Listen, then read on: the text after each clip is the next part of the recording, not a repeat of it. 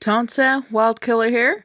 And since some of you guys wanted me to read book 2 for Never Forget Us, here it is. This is book 2, and this one is called Always With You, a Zanvis fanfiction by Kawaii Bug _. This has a lot of reads, 14.6k, 629 votes, and I'm pretty sure there's 8 chapters. Okay, the description says, sequel to Never Forget Us. Explicit language. Do you still care about me, Travis? You called the first month and then you told me you were busy. You called me yesterday and left a voicemail. And its message is ringing in my ears still. Zane, I'm so sorry we haven't gotten in contact for the past few months. A lot has happened. But I love you with all my heart. Nothing can change that. I'm so sorry.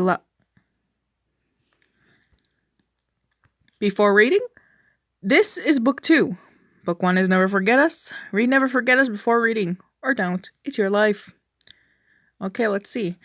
Travis made a big mistake, leaving Zane for a not-so-perfect job. 5 months have passed since they last saw each other. Is it too late for them both? Have they moved on already? And is it too far gone? Well, let's find out with the first chapter, and it's called Lost and Found. And we're going to start this off with Zane's point of view. Do you still care about me, Travis? You called the first month, and then you told me you were busy. You called me yesterday and left a voicemail, and its message is still ringing in my ears still.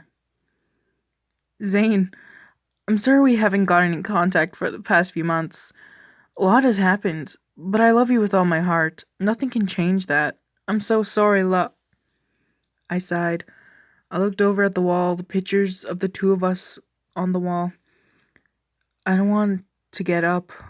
I want to stay here. But Travis, I also want to see you. I wonder what you're thinking right now. Travis's point of view. Velcrum, wake up! My eyes shut open, and I leaned back on my desk chair. I fell asleep again. I looked over at my boss, C. Shaman, whose eyebrows were furrowed. His face was red. Travis, you're lucky you haven't been fired yet. Now get back to work, he screamed, causing the whole office to look at me.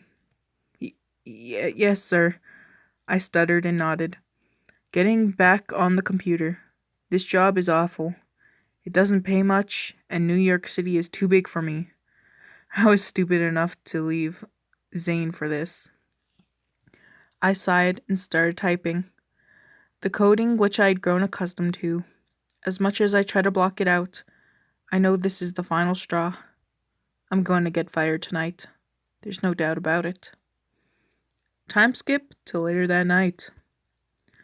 I ran into my apartment, swiftly unlocking the door to the small, beige studio room. I unlocked the closet and grabbed the suitcase and a cup of noodles.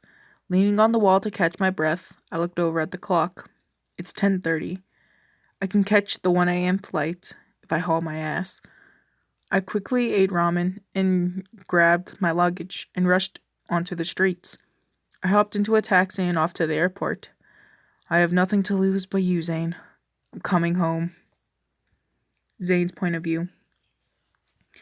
My phone jolted me awake. The ringing echoed off the walls. It's 4 a.m. Who could be calling at this hour? Reluctantly, I grabbed it and the name reads Traviboo. Zane, are you there? His groggy voice asked. Yeah, what's up? I'm at the airport. Gate A. Can you pick me up? I guess, are you there already? Wait, what are you even doing back here in Phoenix Drop? I got fired, and I flew back here. Just please, come pick me up. Well, I can't say no to you. He giggled and hanged up. As I got into the old car, turning up the radio. I sped downtown, the bright lights passing by and music blaring. Pulled over into the parking lot and ran to the airport and seen him. Zane! Travis screamed, pulling me into a tight embrace. I nuzzled my head by the dip of his neck and shoulders, and everything just came rushing back. All the memories, every moment, my heart is swelling up. There's no doubt that I'm in love with him, after everything he's done.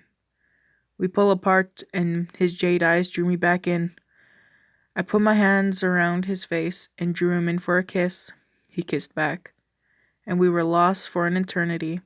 He dropped his suitcase and wrapped his arms around my back. He's so much taller than me, but it doesn't matter. I'm on my tippy toes, and he's bending down, but it doesn't matter. The strain is the last thing I'm thinking about. I'm lost in his kiss.